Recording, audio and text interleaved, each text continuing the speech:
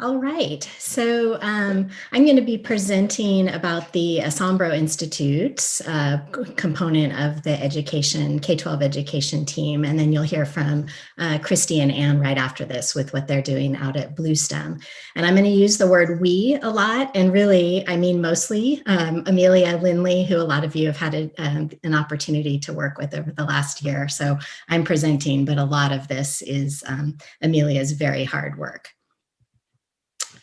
So really, we had two objectives that were written into the proposal, and it goes back, of course, to this wonderful graphic. And really, we live over here in the left side in this education box. And from the very start, the intention was twofold. It was first to take all of the knowledge being produced, both from the research and really from, to a lesser extent, but from the extension teams, and use that to increase K through 12 students' science literacy, and especially their knowledge about technology and agriculture and novel strategies for sustainable beef production. But we also, from the very start, said that it was really important to recognize that the audiences that we work with within this education box are very soon going to be the future ranchers, the future consumers, and the future people, land managers and others who are going to be making decisions. So it's really important also to take their information and their thoughts and feed that back into both the research and the extension team. So it's very intentional that the arrows go two ways on this graphic. So how did we propose we were going to do that? We said in the proposal that over the course of the 5-year project, we would be designing and delivering 10 hands-on lessons. And we wanted them to be very flexible so they could be used in classrooms, after-school programs, 4-H clubs, and other venues.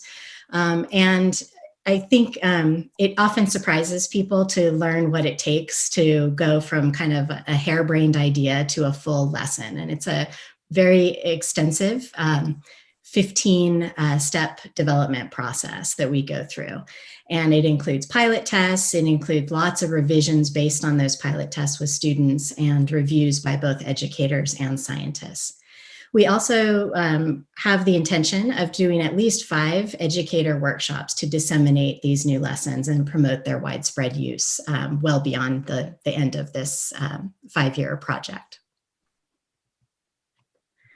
So in year 1, you know, I'm really just delighted by what we've been able to accomplish, especially given the complication of schools having been closed since March 13th in our region. So we have a start or a completed or completion on 8 education lessons. And you'll notice that they go all the way from first graders who actually get to see a little animated Andres and they get to actually see some of the movement data from the GPS tracking, similar to that image that Matt showed earlier. And they go all the way through high school students. And we very intentionally want to kind of really make lessons that span that gamut from 5- and 6-year-olds all the way until high school students.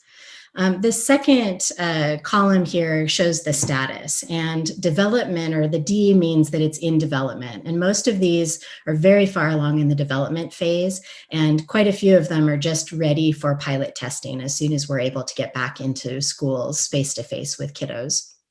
You'll notice a few of them are in the implementation, marked with the I, which shows that they are already underway. We've actually already gone through the process and been using them with students.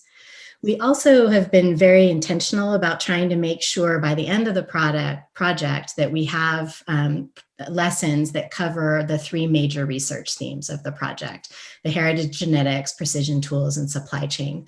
And you'll notice that quite a few of the ones we started with were criollo because we already had a lot of research that we could base those on.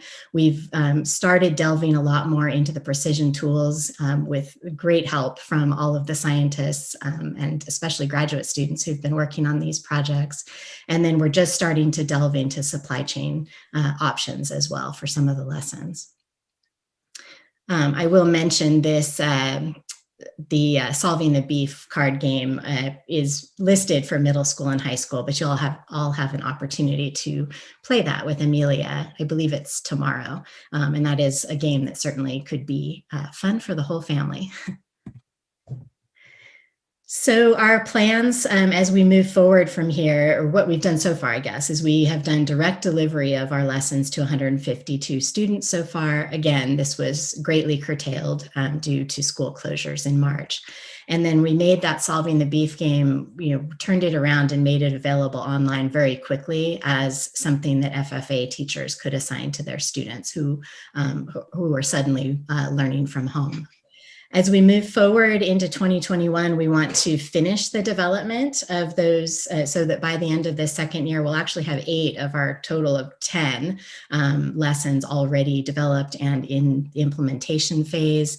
And we want to do at least two educator workshops in 2021. And we now have the capacity to do virtual workshops and on-demand videos and other ways to interact with educators. So while we would love to do an in-person workshop, if it's not possible, we'll still be able to interact with teachers and other educators.